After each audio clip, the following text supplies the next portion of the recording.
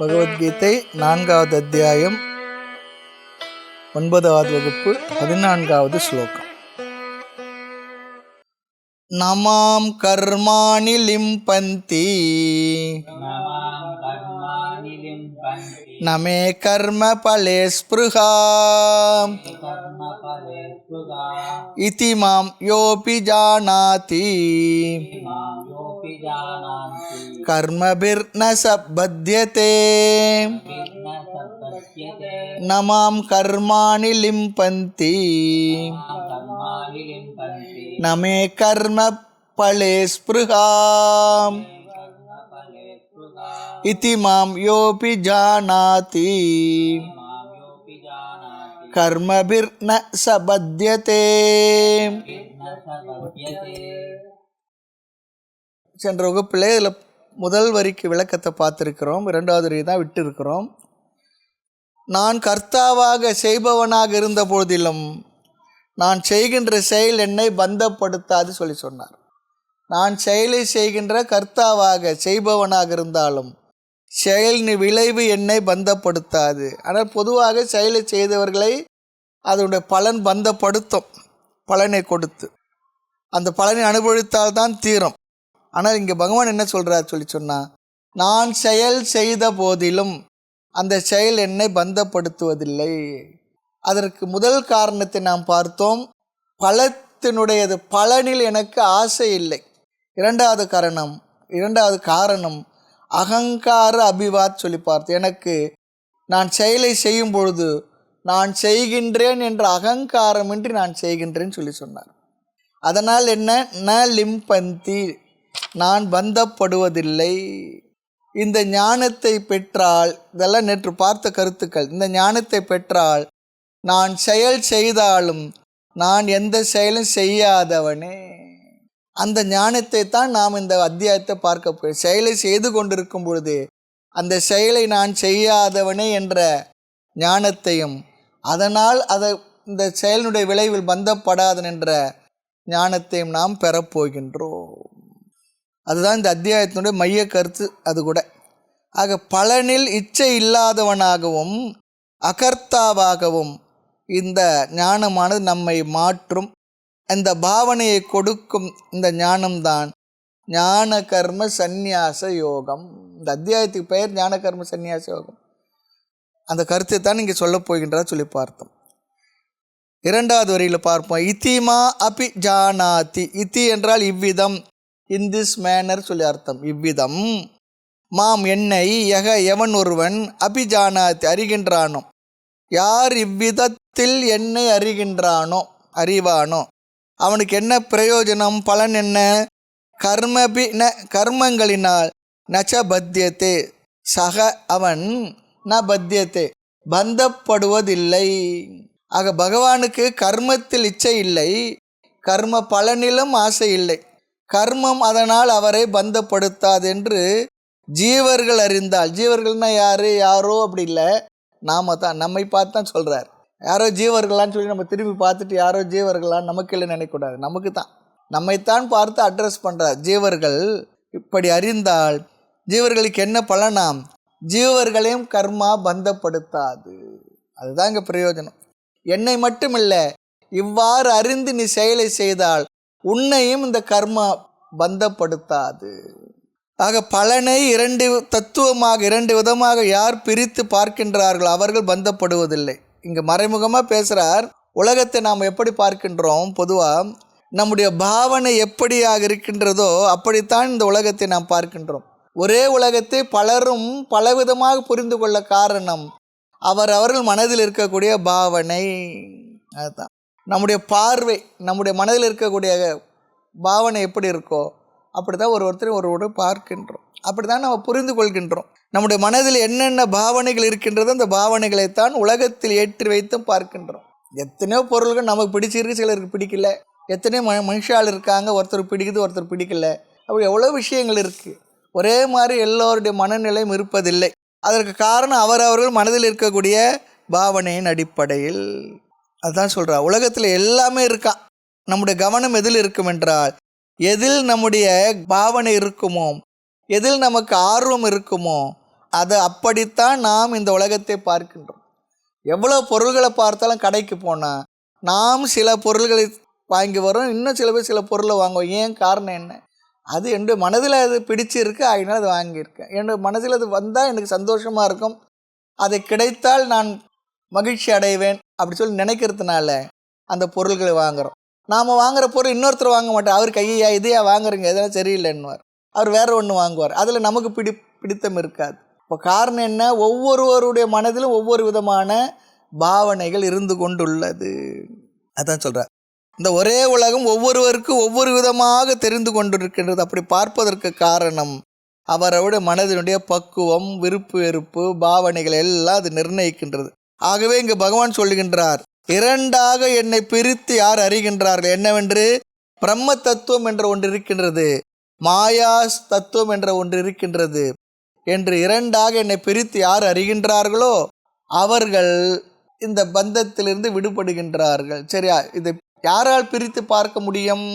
தன்னை யார் இரண்டாக பிரித்து புரிந்து கொண்டார்களோ அவர்களால் தான் முடியும் சொல்கிறார். தன்னை ஆத்ம அனாத்ம விவேகம் செய்து புரிந்தவர்களால் தான் ஈஸ்வரனை மாயையோடு சேர்த்தும் மாயையிலிருந்து பிரித்தும் பார்த்து புரிந்து கொள்ள முடியும். மாயா சகித பிரம்ம, மாயா ரகித பிரம்ம. ஆமாம், மாயா சகிதமாக இருப்பது ஈஸ்வரன் சொல்கிறோம், மாயையிலிருந்து பிரிந்து இருப்பது அதை பிரம்ம தத்துவமாக நாம் சொல்கின்றோம். ஆக தன்னிடம் ஆத்ம அனாத்ம விவேகம் செய்ய இயலவில்லை என்றால் ஈஸ்வரனிடத்தில் அப்படி அந்த இரண்டு விதமான தத்துவமாக நாம் பிரித்து புரிந்து கொள்ள முடியாது. இதன் பிரயோஜனம் என்ன? இவ்விதம் என்னை யார் பிரித்து புரிந்து கொள்கின்றார்களோ அவர்களுக்கு கர்ம பந்தம் இல்லை. அவர்கள் அவர்களை பற்றி ஒரு ஞானத்தை அடைந்திருப்பார்கள். அது என்ன ஞானம் என்றால், பகவான் அந்த ஞானத்தை ரகசியமாக வச்சிருக்கார், சொல்ல போகிறார். 18வது ஸ்லோகத்தில் தான் சொல்ல போகிறார். மறைமுகமாக அதை இங்கு அதற்கான அடித்தளத்தை போட்டு வருகின்றார். ஏன் என்றால் இந்த இடத்துல பகவான், நான் அகர்த்தா, எந்த செயலையும் செய்யாதவன், எனக்கு பலனில் இச்சை இல்லை என்று தெரிந்து கொள்வதால் நமக்கு என்ன பிரயோஜனம் வந்து விட போகின்ற அடுத்த கருத்து. கடவுள் அகர்த்தா அபோக்தா என்ற அறிவு நமக்கு வந்தால் நமக்கு கிடைக்கக்கூடிய பலன் என்ன, பிரயோஜனம் என்ன? ஒரு லாபம் வராதுன்னு நாம் அதில் போய் ஈடுபடுவோமா என்ன? நமக்கு நம்ம எவ்வாறு பிரித்து பார்க்க தெரிந்திருக்க வேண்டும் என்பதற்காக பகவான் இங்கு ஒரு அறிவை கொடுக்க போகின்றார். அதை பிரித்து பார்க்க ஞானத்துக்கு பேர் தான் ஞான கர்ம சந்நியாசம். ஆகவே இந்த ஸ்லோகத்தில் பகவான் என்ன செய்துள்ளார் என்றால், நான் இரண்டு தத்துவமாக இருக்கின்றேன். ஒன்று அறிவு தத்துவம், உணர்வு தத்துவம், சைத்தன்ய தத்துவம், சேத்தன தத்துவம். இரண்டாவது ஜட தத்துவம் அல்லது மாயா தத்துவம். பிரம்மமாக இருக்கின்ற நான் அறிவு தத்துவமாக உணர்வு தத்துவமாகவும் இருக்கின்றேன். அடுத்து ஜட தத்துவமாகவும் நான் இருந்து கொண்டுள்ளேன். இப்படி யார் என்னை அறிகின்றார்களோ அவர்களுக்கும் கர்ம பந்தம் இல்லை என்று சொல்லி இங்கு நிறைவு செய்கின்றார். அடுத்த ஸ்லோகத்தில் மீண்டும் ஒரு கருத்துக்கு வருகின்றார். என்னை உணர்ந்தால் உன்னை நீ உணர்கின்றாய், உன்னை உணர்ந்தால் நீ என்னை உணர்கின்றாய். அதன் பலன் முக்தி அல்லது விடுதலை அல்லது மோட்சம். அடுத்து 15வது ஸ்லோகம். ஏவம் ஞாத்வா கிருதம் கர்ம பூர்வைரபி முமுக்ஷுபிஹி குரு கர்மைவ தஸ்மாத்வம் பூர்வை பூர்வதரம் கிருதம். ஏவம் ஞாத்வா கிருதம் கர்ம பூர்வைரபி முமுக்ஷுபிஹி குரு கர்மைவ தஸ்மாத்வம் பூர்வை பூர்வதரம் கிருதம். இந்த ஸ்லோகத்தில் இதுவரை பகவான் கூறிய கருத்துக்கு பிரமாணமாக சிஷ்டாச்சாரம் என்ற பிரமாணத்தை இங்கு சொல்லுகின்றார், அர்ஜுனனுக்கு காட்டி தருகின்றார். ஆமாம், சிஷ்டாச்சாரம். சிஷ்டாச்சாரம் நமக்கு ஞாபகம் இருக்கணும். 3வது அத்தியாயத்தில் பார்த்தோம். தர்மம் எது அதர்மம் எது என்று நிர்ணயிப்பதில் வேதம் பிரமாணம் சொல்லி பார்த்தோம். இப்போது இது தர்மம் இது அதர்மம் சொல்கிறதுக்கு யாருக்கு அதிகாரம் இருக்குது, யார் சொன்னாங்க? வேதம் சொல்லி பார்த்தோம். இந்த தவறு செய்தால் பாபம், இந்த செய்தால் புண்ணியம் என்பது யார் சொன்னாங்க? வேதம் தான் சொல்லியிருக்கு. அதுதான் பிரமாணம். பிரமாணம்னா அத்தாரிட்டின்னு அர்த்தம். ஆமாம்.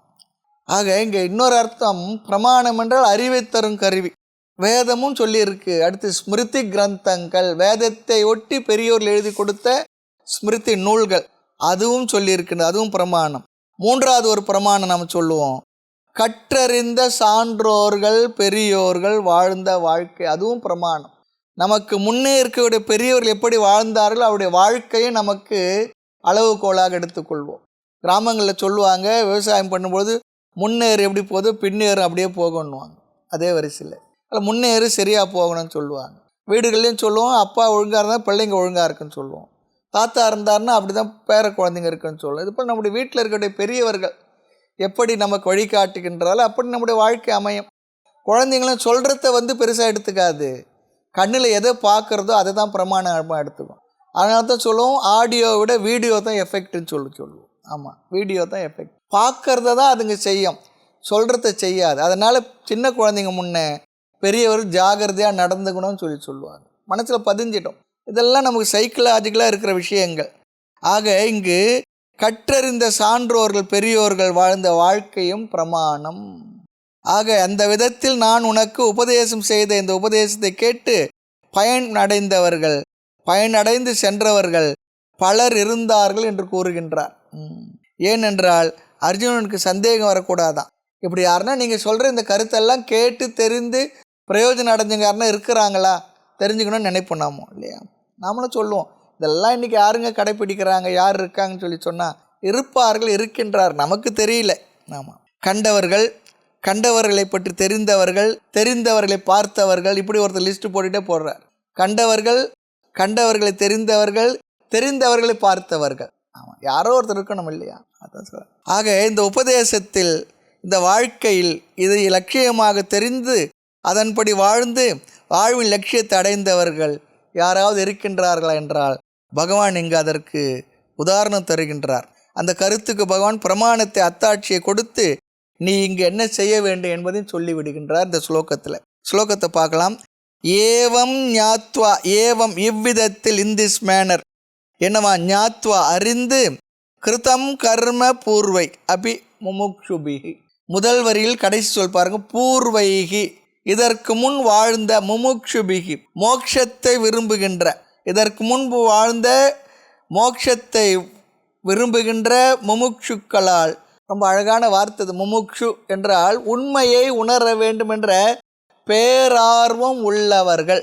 ஆமாம், எப்படியாவது உண்மையை தெரிஞ்சுக்கணும், நான் யார், என்னை பற்றி அறிவு நான் தெரிந்து கொண்டு ஆத்ம தத்துவத்தை புரிந்து கொண்டு நான் மோட்சத்தை அடைந்து விட வேண்டும் என்ற பேரார்வத்தோடு உள்ளவர். வெறும் ஆர்வம் மட்டும் இல்லை, அந்த ஆர்வத்திற்காக முயற்சி செய்பவர்கள், அதுவும் ரொம்ப இருக்குது. நம்ம தான் சொல்கிறேன். அப்படி மோட்சத்தை அடைந்தவர்களால் யாருன்னா இருக்கிறாங்களா?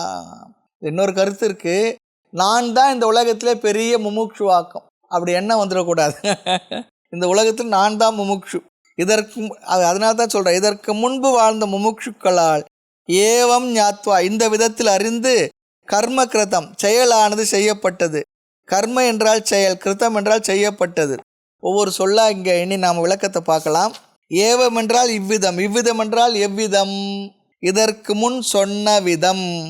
என்ன சொன்னார்? தேகங்களுக்கு வேறாக நான் இருக்கிறேன், இந்த உடலுக்கு வேறான ஆத்மாவாக நான் இருக்கிறேன், இந்த உடலுக்கு வேறான ஆத்மாவாக இருக்கின்றேன். ஆகவே தேகங்களுடைய, உடலுடைய செயல் என்னுடைய செயல்கள் இல்லை. இந்த ஒரு அறிவு ரொம்ப முக்கியமானது. இது சும்மா ஏதோ யாரோ சொல்கிறாங்கன்றதில்ல, இதுதான் உண்மை. இந்த அறிவு இருக்கணுமா? இந்த உடல் என்று ஒன்று இருக்கின்றது, இந்த உடலுக்குள்ளே நான் ஆத்மா என்ற ஒன்று, உயிர் என்ற ஒன்று இருக்கின்றது. இந்த உடல் செய்கின்ற செயல் எதுவும் ஜீவனாகி நான் செய்கின்ற செயல் இல்லை. இது ஒரு கற்பனையாக அப்படி சொன்னானா பகவான் இதை ஒரு ஞானமாக இங்கு கொடுக்கின்றார். ஏவம் என்ற சொல்லுக்கு தேகங்களை காட்டிலும், இந்த உடல்களை காட்டிலும் ஆத்மாவானது வேறானது. அதனால தான் பாருங்க, நம்ம ஆத்மா பிரிஞ்சிடுன்னு சொல்கிறோம், உயிர் போயிடுச்சின்னு சொல்கிறோம். இதிலிருந்து, இந்த உடலிலிருந்து. அது வேறையாக இருந்தால் தானே போயிருக்கோம். ஒன்றா இருந்தால் என்ன ஆகுன்னா இந்த உடலோடு போகும் எங்கே போனாலும். அப்படி இல்லையே. தேகாதி கர்ம கிருதம் மம நாஸ்தி, தேகங்களுடைய செயல் என்னுடையது இல்லை. இந்த என்னுடையது நான் என்பது 2 இடங்களுக்கு போகுமா? நான் அல்லது என்னுடையதுன்னு சொல்கிறேன் பாருங்க, 2 இடங்களுக்கு போகும். ஈஸ்வரனுக்கும் போகும், ஜீவனுக்கும் போகும். ஈஸ்வரன் மாயையை காட்டிலும் வேறானவர், செயலுக்கு அப்பாற்பட்டவர். நானும் ஜீவனாகிய நானும் இந்த சரீரத்துக்கு வேறானவன். ஆக சரீரத்தின் செயல்கள் எனக்கு வராது. எல்லாம் ரொம்ப முக்கியமான கருத்துக்கள், விஷயங்கள். சரீரம் வேறு, நான் வேறு. நான் என்றால் ஆத்மாவாகிய நான் வேறு, உடல் வேறு. வீடு வேறு, நான் வேறு தான். அதனால தான் வீட்டிலேருந்து இங்கே வர முடியுது, இங்கேருந்து வீட்டுக்கு போக முடியுது. வீடை நானும் ஒன்றா இருந்தால் என்ன ஆகும்? நான் வந்தால் வீடு என் கூட வரும். அப்போ வகுப்புக்கு வந்தால் எவ்வளோ பெரிய இடம் வேணும்? வீட்டோடு அப்படியே வர முடியாது. அதுபோல் இந்த உடம்பு வேறு, ஆத்மாவாகிய நான் வேறு. இது முதல்ல தெரிஞ்சுக்க வேண்டிய விஷயம். வேதாந்த சாஸ்திரங்கள் அது ஆன்மீகத்தில் இருக்குன்னு சொன்னால் கோயிலுக்கு போகிறது, பூஜை பண்ணுறது, ஜெபம் பண்ணுறது எல்லாம் ஆன்மீகம்தான். அதற்கு அப்பாற்பட்டு இந்த தத்துவத்தை உணர்வது தான் ஆன்மீகத்தினுடைய நிறைவு. கடைசி வரையில் அப்படியே போயிட்டு வந்துக்கிட்டு மட்டும் ஆன்மீகம் இல்லை, அதுவும் ஆன்மீகம்தான். அதற்கு மேற்பட்டு இந்த தத்துவ ஞானத்தை உணர்வதில் தான் ஆன்மீகத்தினுடைய நிறைவு இருக்கின்றது. அதுதான் ரொம்ப முக்கியம். ஆக நான் இந்த சரீரத்துக்கு வேறானவன், சரீரத்தின் செயல் எனக்கு வராது. இவ்விதத்தில் ஞாத்துவ அறிந்து அதான் சொன்னார். ஓடி ஓடி ஓடி ஓடி உட்கலந்த ஜோதியை நாடி நாடி நாடி நாடி நாட்களும் கழிந்து போய் வாடி வாடி வாடி வாடி மாண்டு போன மாந்தர்கள் கோடி கோடி கோடி கோடி எண்ணிறந்த கோடி. ஆமாம், இருக்குது. எங்கே இருக்குது? முதல்ல வெளியில் இருக்கிறது தான் நினச்சி அங்கே இருக்கார் இங்கே இருக்கார் போவோம். பிறகு அவர் எங்கே இருக்கார்னா என்னுள்ளே இருக்கார். பிற்பாடு என்னுள்ளேன்றது கூட இல்லை, நானாகவே இருந்து கொண்டுள்ளது. இதுதான் நிறை ஞானம். அந்த ஞானத்தை பெறுவதற்காக தான் நிறைய பெரியவர்கள்லாம் தவம் செய்து சாஸ்திரங்களை படித்து குருவுடைய உபதேசத்தினால் அறிவை பெற்று அமைதி அடைந்தார்கள்.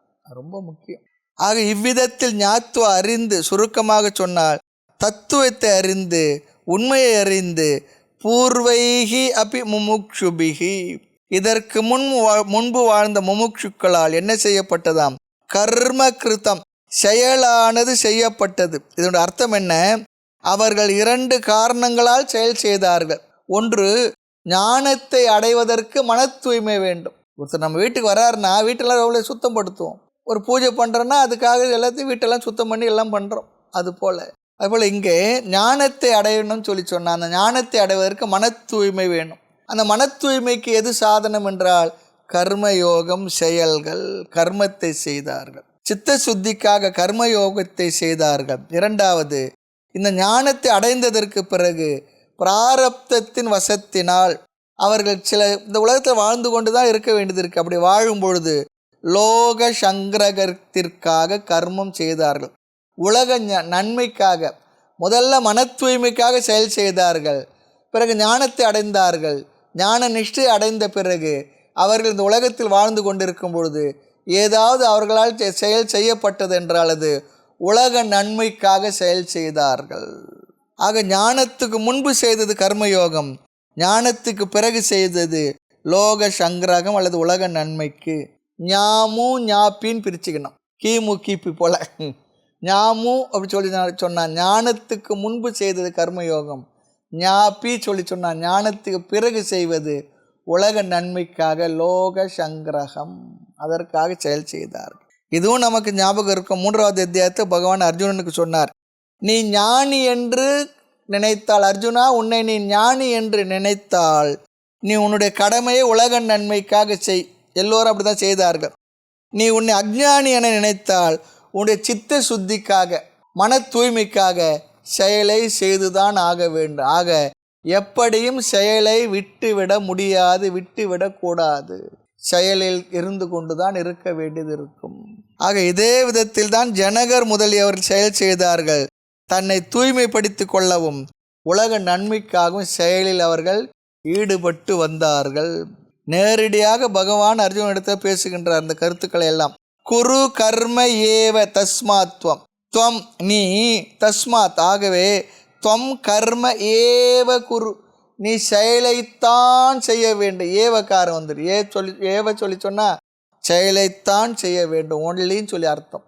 ஏவ கர்ம ஏவ, ஏவ அதைத்தான், எதைத்தான்? கர்மத்தைத்தான் நீ செய்ய வேண்டும். ஏன்? பூர்வை அபி முமுக்ஷுபிகி, இதற்கு முன் இருந்தவர்கள் எல்லாம் கடமையை செய்யாமல் மோட்சத்துக்கு வரவில்லை. எதிர்மறையாக சொல்கிறார். கடமையை செய்யாமல் மோட்சத்துக்கு வரல, கடமை செய்து விட்டுத்தான் மோட்சத்துக்கு வந்தார்கள். மோட்சத்துக்கு வந்த பிறகு மோட்சத்தை புரிந்தவர்கள் கூட உலக நன்மைக்காகவும் காரியங்களை செய்து வந்தார்கள். உன்னை நீ ஞானி என்று நினைத்தால் உலக நன்மைக்காக செயல் செய். நீ அஞ்ஞானியாக இருந்தால் உனக்கு மன தூய்மை வேண்டும், அதற்காக நீ செயல் செய்துதான் ஆக வேண்டும். ஆக கடமையை செய்து பிற்பாடு அதை விட்டு விட்டுத்தான் மோட்சத்திற்கு வந்தார்கள். அடுத்த கேள்வி, கடமையை செய்துதான் ஆகணும் சொல்லி சொன்னா எவ்வளவு நாள் இந்த கடமையை செய்யறது? எவ்வளவு நாள் செய்யறது? இப்போ சாப்பிடும் பொழுது எவ்வளவு சாப்பிடுறது எதுனா கேட்போம்மா மற்றவங்கள? பசி அடங்குற வரைக்கும் சாப்பிடணும், அவ்வளோதான். எவ்வளவு நாள் எப்போதான் நான் செய்து முடிக்கிறது, எவ்வளோ நாள் செய்யறது சொல்லி சொன்னா ஒரே பதில், கடல் அலை ஓய்ந்தா போய் குழின்னு சொல்கிறது போல் தான் இருக்கு. கடல் அலை ஓயுமா? அலை எப்போ ஓயிறது, தலை எப்போ முழுகிறதுன்னுவாங்க.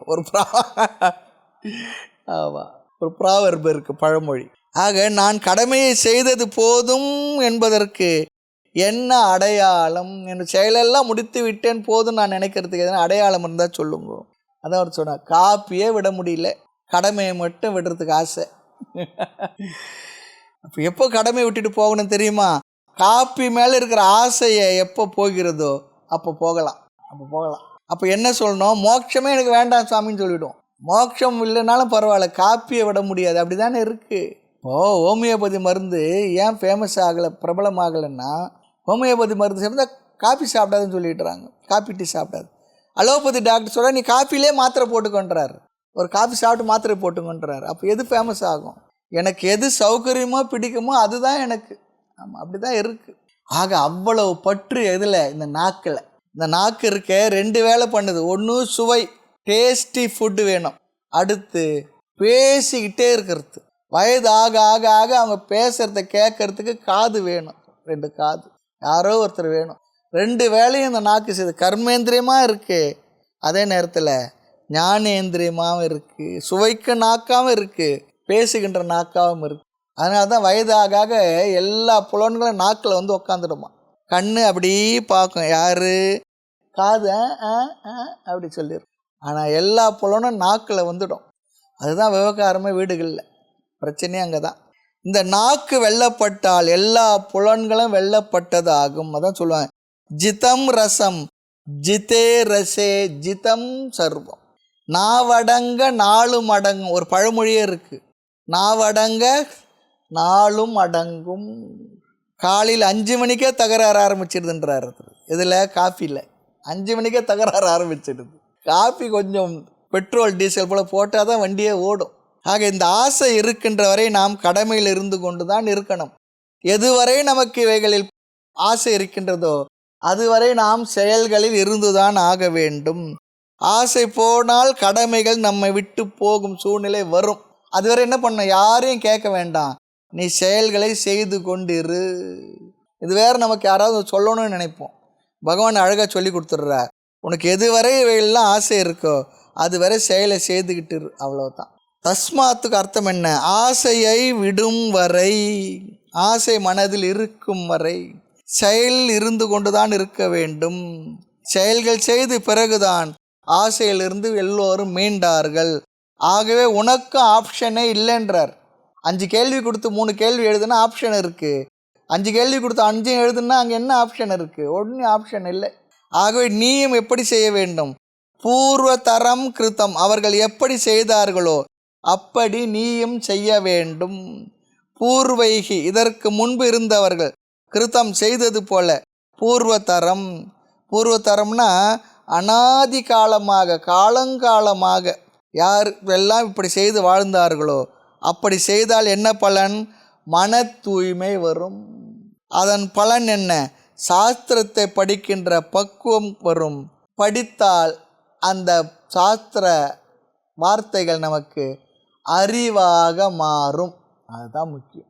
கேட்குறதெல்லாம் அறிவாக மாறிடுமா? என்ன இல்லை, இந்த பக்குவத்தோடு கேட்டால் கேட்கின்ற வார்த்தை உனக்கு அறிவாக மாறி பலனை தரும். இல்லையென்றா தத்துவமசி எவ்வளோ நாள் கேட்டிருப்போம், ஆனால் பக்குவத்தோடு கேட்டோம்னா நீ அதுவாக இருக்கின்றாய் என்றால், அதுக்கு முன்னால் என்னவோ அதுவாக இருக்கிற ஏதோ சொல்லிக்கிட்டு இருந்தேன். நம்ம கூட வாழ்க்கையில் அப்பா அம்மா நிறைய சொல்லியிருப்பாங்க, அதெல்லாம் புரியாது. நமக்கென்ற அனுபவங்கள் வரும்போது தான் சொல்லுவோம். அப்போ சொன்னாங்க எனக்கு புரியல, இப்போ தான் எனக்கு புரியுதுன்னு சொல்லுவோம். அப்போ என்ன அர்த்தம்? அதான் சொல்கிறார், பிறகு நீ கர்மத்தை விட்டாலும் நீ செய்தாலும் உனக்கு பாதிப்பு ஒன்றும் இல்லை. இல்லைன்னா என்ன ஆகும் தெரியுங்களா? புறத்தில் செயல்களை விட்டு இருப்போம், மனசில் அது அப்படியே ஓடிக்கிட்டே இருக்கும். 25 ரீல் 30 ரீல் 40 ரீல் ஓடிக்கிட்டே இருக்கும் மனசுக்குள்ளே. அதை நினச்சிக்கிட்டே உட்காந்துட்டு இருப்போம். அதான் சொல்கிறார், புறத்தில் ஃபிசிக்கலாக விட்ரா இருப்போம், மனது அளவில் அந்த விஷயங்கள் ஓடிக்கொண்டே இருக்கும். என்ன பிரயோஜனம்? அதான் சொல்கிறார். அப்படி சாஸ்திர அறிவு வந்த பிறகு, மன தூய்மைக்கு பிறகு சாஸ்திர அறிவு வந்த பிற்பாடு நீ கர்மத்தை விட்டாலும் நீ செய்தாலும் உனக்கு பாதிப்பு இல்லை. இனி இதன் பிறகுதான் ஞானம், கர்மம், சந்நியாசம் இவை எல்லாம் அறிமுகப்படுத்தப்படும். ஆகவே அடுத்த 16, 17வது ஸ்லோகங்களில் கர்ம என்றால் என்ன, அகர்மம் என்றால் என்ன என்று சொல்லப் போகின்றார். பிற்பாடு 18வது ஸ்லோகத்தில் தான் ஒரு அறிவை தருவார். என்ன அறிவு? என்ன அறிவை, எப்படிப்பட்ட அறிவை ஜீவர்கள் பெற்றால் அந்த அறிவினால் எந்த விதமான துயரமும் வராதோ அந்த அறிவை பகவான் தருகின்றார். அடுத்து 16வது ஸ்லோகம். கிம் கர்ம கிம கர்மேதி கவயோப்யத்ர மோஹிதாஹ தத்தே கர்ம பிரவக்ஷ்யாமி யஜ்ஞாத்வா மோக்ஷயசே சுபாத். கிம் கர்ம கிம கர்மேதி கவயோப்யத்ர மோஹிதாஹ தத்தே கர்ம பிரவக்ஷ்யாமி யஜ்ஞாத்வா மோக்ஷயசே சுபாத். இந்த ஸ்லோகத்தில் பகவான் இந்த அத்தியாயத்தினுடைய மைய கருத்துக்கு வருகின்றார். இந்த அத்தியாயம் ஞாபகம் இருக்கணும், ஞான கர்ம சந்நியாச யோகம். இதுக்கு முன்ன அத்தியாயம் 3வது அத்தியாயம் கர்ம யோகம். இந்த ஸ்லோகத்தில் பகவான் இந்த அத்தியாய மைய கருத்து சொல்கிறார். இந்த ஸ்லோகத்தில் பகவான் மோட்சத்தை அடைவதற்கான ஞானம் என்ன என்று அறிமுகப்படுத்துகின்றார், இன்ட்ரடக்ஷன் கொடுக்குறார். நான் ஒரு ஞானத்தை உனக்கு சொல்ல போகின்றேன். அந்த ஞானம் அவ்வளவு சுலபமும் இல்லை. நீ அப்படி சுலபமானதா லேசுப்பட்டதா நாம் சொல்ல, இதெல்லாம் லேசுப்பட்ட வேலை இல்லைன்னு பாரு, அது போல தான். ஆமாம், அப்படி முகவரை கொடுத்து இந்த அத்தியாய சாரமான கருத்தை இங்கு பகவான் சொல்ல போகின்றார். அந்த ஸ்லோகம் எப்போ வரப்போகின்றது? அடுத்த வகுப்பில் தான் வரும். ஆமாம், 18வது ஸ்லோகம். இப்பொழுது சொல்லப்போகின்ற தத்துவம் மிக மிக சூக்ஷ்மமானது. அந்த சூக்ஷ்மமான ஆத்ம தத்துவ கருத்தை 16வது ஸ்லோகமாகி இந்த ஸ்லோகத்திலும் அடுத்த 17வது ஸ்லோகத்திலும் அறிமுகப்படுத்தப் போகின்றார். ஆத்ம தத்துவ கருத்துக்களை அறிமுகப்படுத்த ஸ்லோகங்கள் இவை. ஸ்லோகத்தை பார்க்கலாம். கிம் கர்ம கிம் அகர்ம இதி. கிம் என்றால் எது, கர்ம என்றால் செயல், ஆக்ஷன். செயல் என்றால் என்ன? கிம் அகர்ம. செயலின்மை என்றால் என்ன? இன்ஆக்ஷன், செயலின்மை, செயல் செய்யாமல் இருப்பது. செயல் என்றால் என்ன? செயலின்மை என்றால் என்ன? இது இந்த விஷயத்தில் செயல் எது, செயலற்ற தன்மை எது, இந்த விஷயத்தில் கவயக அப்பி. கவி சொல்லி சொன்னால் பண்டிதர்கள், சாஸ்திர குச்சலக, சாஸ்திரத்தை கரை கண்டவர்கள், படித்தவர்கள், மேதாவிகள் கூட, வேதாந்த சாஸ்திரங்களை படித்தவர்கள், அவர்கள் படிக்காத சாஸ்திரங்களே இல்லையா. அப்படிப்பட்டவர்களும் கூட அத்திர இந்த விஷயத்தில் கவயோப்யத்ர அப்பி என்றுள்ளது. கவையாக சொல்லி சொன்னா, அப்பி அத்திர கவையாக சொல்லி சொன்னா, கவி பொயட்டு சொல்லி பேர். போயம்லாம் நம்ம சொல்கிறோம் பாருங்க, கவிஞர்கள். அப்பி கூட, அத்திர இந்த விஷயத்தில், எந்த விஷயத்தில்? பகவான் சொல்ல போகின்ற இந்த விஷயத்தில் என்ன ஆனார்கள்? மோகிதாக, குழப்பத்தை அடைந்துள்ளார்கள், தவறாக புரிந்துள்ளார்கள் அல்லது குழம்பியுள்ளார்கள். இருந்து தெரிவது என்னவா? பகவான் சொல்ல போகின்ற விஷயம் சூக்ஷ்மமான விஷயம் என்று புரிகின்றது. கவிகள் கூட, அறிவாளிகள், ஞானிகள் கூட, படித்தவர்கள் கூட எந்த ஒரு விஷயத்தையும் ஒரு முறை சொன்னால் நன்கு கிரகித்து கொள்ளக்கூடிய சூக்ஷ்ம புத்தி உள்ளவர்கள் கூட, அப்படிப்பட்ட புத்திமான்கள் கூட இதில் மோகத்தை, குழப்பத்தை அடைந்துள்ளார்கள். எதில்? எது செயல், எது செயலின்மை என்பதில் அவர்களுக்கும் கூட தெரியாததாகவே இருக்கின்றது என்று பகவான் சொல்லுகின்றார்கள். காரணம் என்ன? சிலர் கர்ம என்ற சொல்லுக்கு என்னென்ன அர்த்தம் வச்சிருக்காங்க நம்ம பார்க்கலாம். கர்ம சொல்லி சொன்னா ஸ்ருதி, ஸ்மிருதி, விகிதம், கர்ம. ஸ்ருதி சொல்லி சொன்னா வேதங்கள், வேதத்திலும் ஸ்மிருதி கிரந்தங்களிலும் எது சொல்லப்பட்டதோ அதை கர்ம சொல்லலாம். ஸ்ருதி ஸ்மிருதி இரண்டிலும் விதிக்கப்பட்ட செயல்கள் கர்ம. பிறகு வேதம் சொல்லாதது இருக்கு பாருங்கோ, அதை சில பேர் அகர்ம என்று நினைக்கின்றார்கள். இது ஒரு குழப்பம். வேதம் சொன்னது தான் செயல், அது சொல்லாதது செயல் இல்லை, செயலின்மை, அகர்ம சொல்கிறார். இன்னும் மேலும் சிலர் இருக்காங்க, வேதத்தில் சொல்லப்பட்டது கர்ம, அதை சந்நியாசம் செய்தால் அதுவே அகர்ம. சந்நியாசம் செய்தால் என்ன, அதை விட்டு விட்டால் அது அகர்ம நினைக்கிறார்கள். வேறு சிலரோ ஏன் இதற்கெல்லாம் வேதத்துக்கிட்ட போனோம்ப்பா, அதெல்லாம் சொல்ல வேண்டாம், கர்ம என்றால் செயல், சலனம், எனி மூமெண்ட், அதை கர்ம என்று எடுத்துக்கலாம்.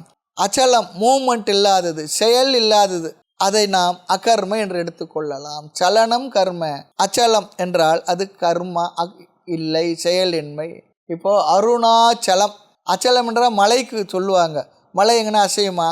அசையாது, அதனால தான் அதுக்கு மலைன்னு பேர். இரவு நாம் படுக்கும்போது மலையை பார்த்து படுக்கிறோம், காலையில் அந்த மலை எங்கே நகர்ந்து போயிடுச்சுன்னா, இல்லை நம்ம வீட்டுக்கிட்ட வந்துடுச்சுன்னா என்ன ஆகும்? இல்லை நம்ம வீட்டு மேலே வந்து உட்காந்துடுச்சுன்னா, அதில் அச்சலம், அருணாச்சலம், ஹிமாச்சலம் எல்லாம் சொல்கிறோம் பாருங்க. அல்ல அச்சலம் சொன்னா அசையாது, மலைக்கு அது ஒரு பேர் சொல்லுவாங்க, அச்சலம். மூமெண்ட் இல்லாதது, அது அகர்மம் எடுத்துக்கலாம் என்றெல்லாம் குழம்பி இருக்கின்றார்கள். உடலின் அசைவில் வருவது கர்மா, உடல் அசைவின்மையில் வருவது அகர்ம என்று சொல்லலாம் என்று சொல்லுகின்றார்கள். இது என்ன சொல்லுவாங்களாம், விப்ரதிபத்தி, மெனி ஒப்பீனியன், பலவிதமான கருத்துக்கள் செயலின்மை என்ற விஷயத்தில் இருந்து கொண்டுதான் இருக்கின்றது. இந்த குழப்பங்கள் எல்லாம் சாதாரணமான மனிதர்களிடத்தில் இருந்தால் பரவாயில்லை, ஒரு முட்டாள் குழம்பி இருந்தால் பெரிய விஷயம் இல்லை. ஆனால் கவையக அறிஞர்கள், புத்திசாலிகள், பண்டிதர்கள் கூட இதில் குழம்பி இருக்கின்றார்கள். அதனால் என்னவா, நான் உனக்கு தெளிவாக இதையெல்லாம் கூறப் போகின்றேன். 2வது சொல்றார் பாருங்க, தத்தே கர்ம பிரவக்ஷாமி, தத்து தேர்ஃபோர், ஆகவே, தஸ்மாத் ஆகவே என்றால் எதனால் பண்டிதர்கள் எதில் குழம்பி உள்ளார்களோ அந்த கர்ம அகர்ம விஷயத்தில், தே உனக்கு கர்ம பிரவக்ஷாமி, நான் கர்மத்தினுடைய தத்துவத்தை சொல்லப் போகின்றேன். எங்கு சொல்வார்?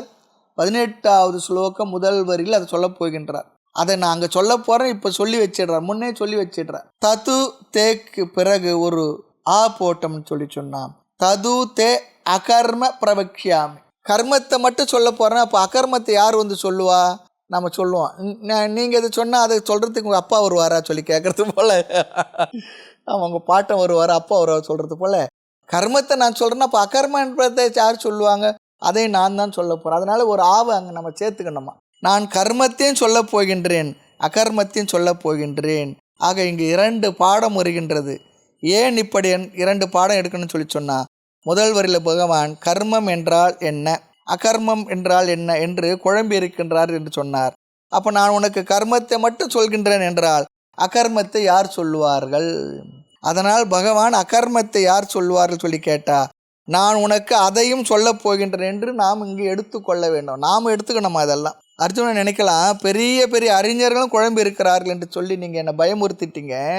அவர்களே குழம்பி இருக்கும் பொழுது எதில் கர்ம அகர்ம விஷயத்தில் கடினமானது என்று வேற சொல்லுகின்றீர்கள். அந்த விஷயத்தை நான் தெரிந்து கொண்டு எனக்கு என்ன பிரயோஜனம்? எனக்கு அதை புரிந்து கொள்ள முடியுமா? என்னால் அதை புரிந்து கொள்ள முடியுமா? அதனுடைய எனக்கு அதில் என்ன பிரயோஜனம் என்று அவனை கருதலாமா? அதை பகவான் இங்கே ரொம்ப அழகாக சொல்கிறார். எது ஞாத்வா, எது இந்த எது கர்ம எது அகர்ம என்ற தத்துவத்தை அறிந்தால், மோக்ஷயத்தை அசுபாத், மோக்ஷயத்தை நீ மோக்ஷத்தை, நிறைவை, முக்தியை, விடுதலையை அடைவாய். எதிலிருந்து?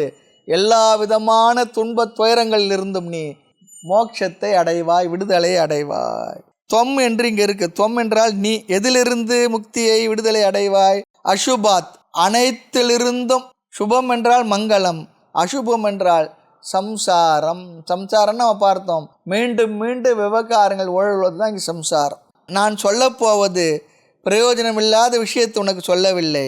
இதில் ஒன்று சொல்லுவாங்க, காக தந்த பரீட்சா இல்லைன்னு சொல்கிறார். காக்க சொல்லி சொன்னால் காகம்தான், தந்தம்னா பல். காக்காவுக்கு எத்தனை பல் இருக்குது? இது பெரிய விசாரமா? அந்த விசாரம் மட்டும்தான் யாருக்கு என்ன பிரயோஜனம் வரப்போகிறது?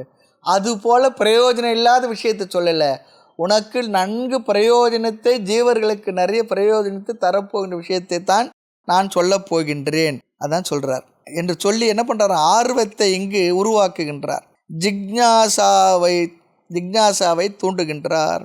இந்த ஸ்லோகத்துக்குள் செல்லும் முன்பாக என்னதான் சொல்லப் போகின்ற என்ற ஆர்வம் வர வேண்டும் இல்லையா, அதை உருவாக்குகின்றார். அப்படி இல்லை என்றால் அர்ஜுனன் ஏதோ கவனம் இல்லாமல் ஏதோ சொல்கிறார். நம்மளை வீட்டில் கேட்டுட்டு இருப்போம், யாரா பெரியவங்க சொன்னால் சும்மா ஏதோ அப்படி சொல்லி போகிறோம் பாருங்க. அது போல் இல்லாமல் ஒரு ஆர்வமாக கவனமாக கேட்கணுமா, அதுக்காக பகவான் இந்த எண்ணத்தை சொல்கிறார். ஆக அர்ஜுனுடைய கவனத்தை ஈர்ப்பதற்காக 2 ஸ்லோகத்தை பகவான் சொல்லுகின்றார். அதிலிருந்து என்ன தெரிகின்றது, அடுத்து 2 ஸ்லோகத்துக்கு பிறகு நான் சொல்ல போயிருந்த கருத்து மிக மிக மிக முக்கியம், இம்பார்ட்டண்ட். பள்ளிக்கூடத்து பிள்ளைங்களுக்கு பரீட்சைக்கு முன்னே டீச்சர் முக்கியமான கேள்விலாம் இன்ட்டு பண்ணி கொடுப்பாங்க, அது போல் சொல்கிறாருங்க. ஆமாம், எந்த ஒரு ஆழ்ந்த கருத்தை சொல்லும் முன்பும் கவனமாக கேட்க மனதை திசை திருப்புகின்றார், கூர்மைப்படுத்துகிறார். என்ன கருத்து, கர்ம அகர்ம, செயலின்மை என்ற விஷயத்தில் பண்டிதர்களே குழம்பி உள்ளார்கள். அது ரொம்ப சுலபமாக புரியக்கூடிய விஷயமாக இல்லை, அது புரியாததாக இருக்கின்றது. அது தெரிந்தால் நீ மோட்சத்தை அடைவாய் என்று இங்கு சொல்லுகின்றார். இனி மோட்சம் என்றால் என்ன, மோட்சத்தினுடைய சொரூபம் என்ன, இவைகள் எல்லாம் வர இருக்கின்றது. இந்த ஞானத்தை சொல்லி ஞானத்தின் பலனை சொல்லி விடுவார். அசுபத்திலிருந்து விடுதலை என்னவென்று பிறகு பார்க்கலாம். இனி அடுத்த ஸ்லோகத்திலும் பகவான் முடிவுரையாக என்ன சொல்கின்றார் அதை பார்க்கலாம். 17வது ஸ்லோகம். கர்மணோ ஹ்யபி போத்தவ்யம் ச விகர்மணஹ அகர்மணஸ்ய போத்தவ்யம் கஹனா கர்மணோ கதிஹி கர்மணோ ஹ்யபி போத்தவ்யம் ச விகர்மணஹ அகர்மணஸ்ய போத்தவ்யம் கஹனா கர்மணோ கதிஹி. ஸ்லோகத்தை பாலம். கர்மணக அபிபோத்தவ்யம், நான் என்ன சொல்ல போகின்றேனோ அது அறியத்தக்கது என்று பகவான் இங்கே சொல்கிறார். நான் என்ன சொல்கிறேனோ அதை நீ ஞாபகம் வச்சு உனக்கு தெரிய வேண்டியதுன்னு சொல்கிறார். நம்ம சில நேரம் சொல்லுவோம், உனக்கு வேண்டியது தான் சொல்ல வந்திருக்கேன், வேண்டாத சொல்ல கொஞ்சம் கவனமாக கேளு. அது போல் சென்ற ஸ்லோக கருத்து தான். இந்த உலகத்தில் எத்தனையோ கருத்துக்கள் விஷயங்கள் இருக்கின்றது, அதில் எது அறியத்தக்கது பகவான் சொல்லுகின்றார். நான் சொல்ல போகும் இந்த கருத்து தான், தத்துவம்தான் அறியத்தக்கது. போத்தவ்யம் என்னவா, கர்மணக போத்தவ்யம், கர்மத்தினுடைய தத்துவம். போத்தவ்யம் அறியத்தக்கது, அறிய யோக்கியதானது, யோக்கியதை உடையது. அதுதான் உனக்கு நன்மையை தரக்கூடியது, மங்களத்தை தரக்கூடியது, மோட்சத்தை தரக்கூடியது, முக்தியை தரக்கூடியது. போத்தவ்யம் ச விகர்மணக, விகர்ம சொல்லி சொன்னால் இங்கே நிஷித்த கர்மா என்று அர்த்தம். சாஸ்திரத்தில் எதை செய்யக்கூடாது என்று விலக்கி இருக்கின்றதோ, செய்யக்கூடாத செயல்கள், அது விகர்ம என்ற வார்த்தை சொல்கிறார். நிஷித்த கர்மா, அந்த கர்மத்துக்கு விகர்மம் என்று பெயர். இங்கு புதியதாக ஒரு வார்த்தையை சொல்லுகின்றார். முன்பு கர்ம சொல்லி சொன்னார், பிறகு அகர்ம சொன்னார். இங்கே விகர்ம என்று சொல்லுகின்றார். விகர்ம என்றால் நிஷித்த கர்மம். நிஷித்த கர்மம் என்றால் என்ன, சுராம் ந பிபேத், மது அருந்தாதே. என்ன சுவாமி தமிழ்நாட்டுன்னு சொல்கிறேன்னு கேட்காதீங்க, அரசாங்கமே மது கடைகள் நடத்திக்கிட்டு இருக்கு. அது வேறு குடிகாரர்கள் சொல்லக்கூடாதான், மது பிரியர்கள் சொல்லணுமா. எப்படி, மது பிரியர்கள் சொல்லணுமா. எது எல்லாம் செய்யக்கூடாது என்று சொல்லி இருக்கோ அது நிஷித்த கர்மா என்று பெயர். திருடாதே, இது பொதுவான தர்மம் தானே. தமிழ்நாட்டில் இருக்கும் திருடாதே, மற்ற இடத்துல இருக்கும் திருடுன்னு சொல்லி அர்த்தமா, அப்படிலாம் இல்லை. திருடாதே, பொய் சொல்லாதே, இதெல்லாம் நிஷித்த கர்மா, செய்யக்கூடாத கர்மாக்கள் செய்ய. இதையும் தெரிந்து வைத்து கொள்ள வேண்டும். எதற்காக, நல்லதை செய்வதற்கும் தீயதை செய்யாமல் இருப்பதற்கும் நித்திய நைமித்திகம் செய்ய வேண்டியதும் தெரிஞ்சிருக்கணும். நிஷித்தத்தை தவிர்க்கக்கூடியது, அதர்மத்தை செய்யாமல் இருப்பதற்காக, அதற்காகவும் இதையெல்லாம் செய்திருக்க வேண்டும். சில நேரம் நமக்கு தெரியாது, இது தவறு என்று தெரியாமல் நம்ம செய்துக்கிட்டு இருப்போம். ஐயா அப்படியா, இது செய்யக்கூடாதா, நான் செய்துக்கிட்டு இருக்கேனே அப்புறம் சொல்லுவோம். தெரிஞ்சு செய்யலை, நமக்கு தெரியாது, சிலதெல்லாம் தேவையில்லாத செய்துக்கிட்டு இருப்போம், தவறை கூட செய்துக்கிட்டு இருப்போம் நல்லது நினச்சி. ஆக இது நிஷித்தம், விளக்கப்பட்டது என்று தெரிந்தால் தானே அதை செய்யாமல் இருக்க முடியும். அடுத்தது என்ன, அகர்மணஷ போத்தவ்யம். அகர்மம் என்றால் செயலில்லாமல் இருக்கக்கூடிய தத்துவமும் நீ தெரிந்து கொள்ள வேண்டியதே. ஆக அகர்மமும் அறியத்தக்கது.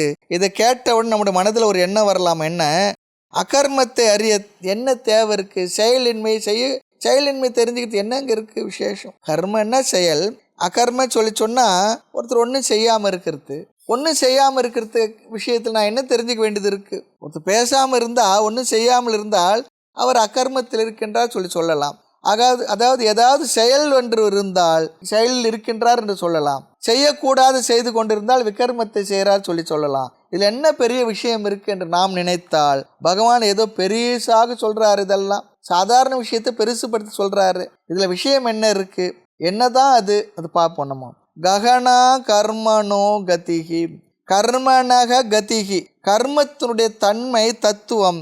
இங்கு கதி என்றால் யதாத்மியம் சொல்றார். யாதாத்மியம் அப்படின்னா என்ன? அதனுடைய தன்மை தத்துவம், அதனுடைய நிலை, நேச்சர். கதி என்றால் அவகதி, கர்மத்தினுடைய தன்மை சொரூபம். ககனா மிக மிக கடினம். துர்ஞானாக சுலபமாக அறியக்கூடியது இல்லை, அது சுலபமாக அறியக்கூடியதாக இல்லை. கர்மத்தினுடைய தன்மை தத்துவம் மிக மிக ரகசியமானது. அதனால தான் ரொம்ப பேருக்கு கர்மத்தில் சந்தேகம் வந்துடும். எல்லாமே நம்முடைய பிராரப்தமா, புருஷார்த்தம், நம்முடைய முயற்சி என்று ஒன்று இருக்கின்றதா, எல்லாமே பிராரப்தப்படி தான் நடந்துகிட்டு இருக்கா என்றெல்லாம் நமக்கு சந்தேகம் வந்துடும். மோட்சம் என்பது கர்மத்தினுடைய விளைவா, இதெல்லாம் கேள்வி வருகின்றது. எது மோட்சத்தை கொடுக்கும்? கர்மத்தினுடைய விளைவு தான் மோட்சம் சொன்னால் அவர்கள் என்ன செய்கின்றால் செய்து கொண்டு இருந்துக்கிட்டே தான் மோட்சம் வந்துடுமே. அதுக்காக முயற்சி பண்ண வேண்டாமே, சாஸ்திரம் கேட்க வேண்டாமே, தர்மத்தை கடைபிடிக்கிறது, சாதனங்களை செய்ய வேண்டாம். ஆக ஒவ்வொருவரையும் வாழ்க்கையில் ஒவ்வொருவரும் சந்திப்பது கர்மமா, எதிர்ச்சியாக வருகின்றதா? அப்படி என்றால் ரொம்ப அழகாக சொல்கிறார். கர்மத்தினுடைய தத்துவம் தான் என்ன பகவான் இங்கே சொல்லுகின்றார். கர்மத்தினுடைய தத்துவம் மிக மிக சூக்ஷமானது, ஆழமானதாக இருக்கின்றது. அவ்வளவு சுலபமாக இப்படித்தான் என்று யாராலும் நிர்ணயித்து சொல்லிவிட முடியாது. கர்மனக கதிகி ககனா. பொதுவாகவே கர்மா தேர் ரொம்ப கடினம்தான். ஓரளவுக்கு தான் நம்ம சொல்ல முடியும். அதிகம் கேட்டால் நம்ம என்ன சொல்லுவோம்? இதெல்லாம் ஈஸ்வரனுடைய நெட்வொர்க்குப்பான்னு சொல்லிட்டு, இது நம்முடைய நெட்வொர்க்கில் இல்லைன்னு சொல்லிடுவோம். அவர் பெரிய ஒரு நெட்வொர்க் வச்சுருக்கார். ஆமாம், பகவானுடைய டியூட்டி இதெல்லாம். ஏன் சந்தேகம் வருகின்றது என்றால் காரணம் சொல்கிறார். ஒருத்தன் நான் பார்த்த அன்னிலேருந்து இன்னைக்கு வரும் தவறாக நடக்கிறான், அதர்மமாக நடக்கிறான், ரொம்ப மோசமாக தான் இருந்துக்கிட்டு இருக்கிறான். ஆனால் நல்லா இருக்கானே, ஒரு முறைப்படி வாழ்ந்து கொண்டுள்ளான், ஆனால் அவன் கஷ்டப்படுறானே. அதனால் நமக்கு சந்தேகம் வந்துடுதான். இதெல்லாம் என்ன புரியவில்லையே. ரொம்ப அழகாக சொல்கிறார். புரியல இல்லையா, அது ஈஸ்வரன் விஷயம், விட்டுடுன்றார். உனக்கு புரியலன்னா என்ன அர்த்தம்? இறைவனுடைய திட்டம் சொல்லி விட்டுடுன்றார். நம்முடைய புத்திக்கு எவ்வளவு புரிந்து கொள்ள முடியுமோ அவ்வளவுதான் புரிந்து கொள்ள முடியும். ஆக கர்மத்தினுடைய தத்துவம் மிக மிக சூக்ஷ்மமானது. ஓரளவுக்கு தான் சொல்லலாம், அதற்கு மேல் நம்மால் விளக்கி சொல்ல முடியாதுன்னு சொல்கிறார். ஒரு அளவுக்கு தான் சொல்லலாம், அதுக்கு மேலே விளக்கி சொல்ல முடியாது. சில கேள்விகளுக்கெல்லாம் புரிந்து கொள்ள முடியாது என்று புரிந்து கொண்டு மனதை அமைதியாக வைத்து வாழ்ந்து கொண்டு சென்று விட வேண்டும். ரொம்ப முக்கியம். காரணம் என்னவென்றால், இது நம்முடைய அறிவுக்கு உட்பட்டதாக இல்லை. இது கர்மத்தை பற்றிய பொதுவான தத்துவம். ஆனால் பகவான் அதை பற்றி எல்லாம் பேச போகிறதில்லை. அந்த கர்மத்தை பற்றி பேசவில்லை. கர்மத்தினுடைய செயல் போத்தவ்யம், அதை தெரிந்து கொள்ள வேண்டும் சொல்கிறார். விகர்ம என்பதை தெரிந்து கொள்ள வேண்டும் என்று சொன்னாலும் கூட அடுத்த ஸ்லோகத்தில் அதை பற்றி பகவான் பேசப்போவதில்லை. இது விளக்கப்பட்ட கர்மா, செய்யக்கூடாத கர்மா என்ற நிஷித்த கர்மாவாகிய விகர்மத்தை பற்றி பேசப்போவதில்லை. ஒரு வார்த்தைக்காக நமக்கு இங்கு அறிமுகப்படுத்தினார். வேதத்தில் எதை செய்யக்கூடாது என்று சொல்லியிருக்கோ அதை தெரிந்து கொள்ள வேண்டும். தெரிந்தால்தான் அதை தவிர்த்து நாம் செய்ய வேண்டிய செயலை செய்து சித்த சுத்தி அடைந்து ஞானத்துக்கு வர முடியும். அதற்காக சொன்னார். பிறகு அகர்மா என்பதை பற்றி இங்கு சொன்னார், செயலின்மை, அதையும் தெரிந்து கொள்ள வேண்டும். மிக மிக முக்கியமான சூக்ஷ்மமான விஷயமும் கூட. ஆக இவ்வாறு சொல்லி பகவான் அர்ஜுனனையும் நம்மையும் தயார் செய்து இருக்கின்றார். சொன்னார், சில வகுப்பில் தூங்கிட்டாலும் பரவாயில்லை, சாதுர்வர்ணியம் மயா சிருஷ்டம், அதில் தூங்கிட்டாலும் பரவாயில்லை, ஒன்றும் தவறு இல்லை. ஆனால் இந்த 18வது ஸ்லோக வகுப்பில் தூங்கி விடக்கூடாது. செயல் என்றால் என்ன என்று ஆராயத்தக்கது, செயலின்மையும் ஆராய்ந்து அறியத்தக்கது. பிறகு விகர்ம செய்யக்கூடாதது நிஷித்த கர்மம், அதையும் ஆராய்ந்து அறியத்தக்கது. அதுவும் அதனால்தான் கர்மகாண்ட ஜெய்மினி எழுதினாரே, பிரம்மசூத்திரம் எழுதினது வியாச பகவான், கர்மகாண்ட விஷயத்தை எழுதினது ஜெய்மினி மகரிஷி, வியாசருடைய சிஷ்யர் தான். ஆமாம், அவர் அதாத்தோ கர்ம ஜிக்ஞாசா என்றார். பிரம்மசூத்திரத்தை அதாத்தோ பிரம்ம ஜிக்ஞாசா சொன்னார், இவர் கர்ம ஜிக்ஞாசா சொன்னார். ஆகவே இனி கர்மத்தை பற்றிய விஷயங்களை நாம் அடுத்த வகுப்பில் அடுத்த ஸ்லோகத்தில் நாம் ஆராயலாம். மூர்த்தியெல்லாம் வாழி, எங்கள் மௌன குரு வாழி, அருள் வார்த்தை என்றும் வாழி, அன்பர் வாழி பராபரமே. ஓம் பூர்ணமத பூர்ணமிதம் பூர்ணாத் பூர்ணமுதச்யதே பூர்ணஸ்ய பூர்ணமாதாய பூர்ணமேவாவசிஷ்யதே. ஓம் சாந்தி சாந்தி சாந்தி. ஹரிஹி ஓம். ஸ்ரீ குருப்யோ நமः. ஹரிஹி ஓம்.